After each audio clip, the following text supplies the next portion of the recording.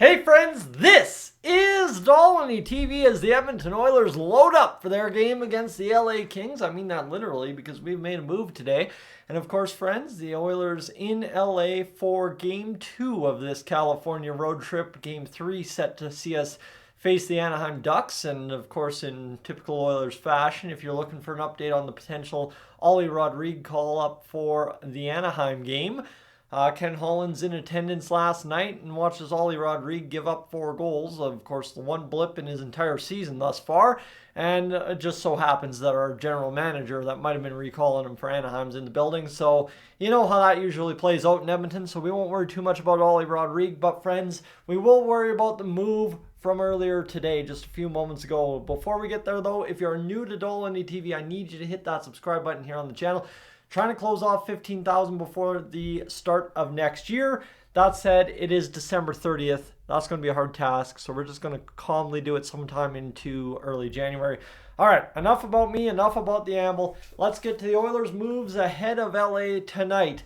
The Oilers, as expected during this California road trip, were going to recall somebody at some point, and we have recalled Raphael Lavoie ahead of tonight's game against the LA Kings, and in turn loaned or returned on loan Ben Gleason, however the AHL terms it, back to the Bakersfield Condors. So this move, quite simply not a life-changing move by any means, but the Oilers scrambling up the roster just minorly.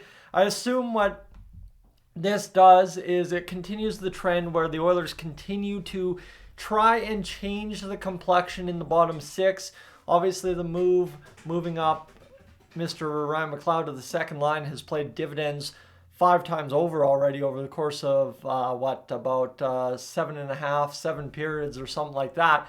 Now what you do with this move is you allow yourself the flexibility over this next game in LA and this next game in Anaheim following tomorrow. It allows you that ability to kind of change the roster in the weakest position year in, year out for the Oilers, that being on the right wing.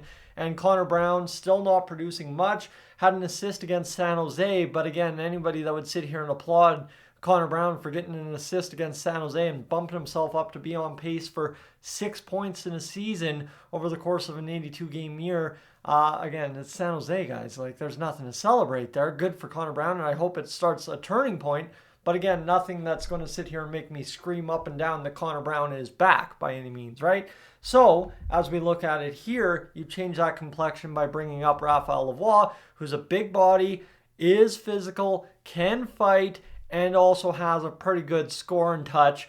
You want to talk about a team that, the Oilers could feast on again. Not LA, but again, I don't know if Raphael Lavoie is necessarily going to be in the lineup tonight. The details are still too early. I don't think the Oilers have officially announced that Lavoie has been recalled. But again, friends, in this whole Edmonton Oilers thing, we all take care of each other, and that's kind of where we're at. Right here, yeah, there's still nothing official from the Oilers, but the AHL Transactions website giving us the situation that Raphael Lavoie has been recalled. Does he make his return to the Oilers lineup tonight? I don't know. I don't know if you want to stick him out there against LA, but again, if you're trying to counteract a heavy, hard style of game from LA that's going to try and grind you down and give you not much to work with offensively, well, I guess maybe this would be the perfect game to get Lavoie in there for some heavy lifted minutes. But again, bare minimum, you're in California for another day, yet you go get them into the lineup against Anaheim. You give them 12, 14, 15 minutes against Anaheim, similar to what you did with the entire roster against San Jose because of the 5-0 win.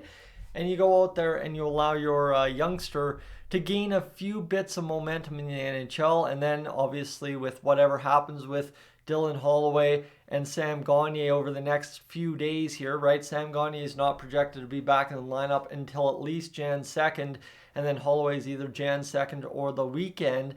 You kind of toss that up a little bit here, and there could be room to get Raphael Lavoie north for a game on the 2nd of January as well. So friends, I'm Tyson, this is Dolynny TV. That's your quick little update this morning. Obviously, if there's anything more pressing before tonight's hockey game, we'll have that.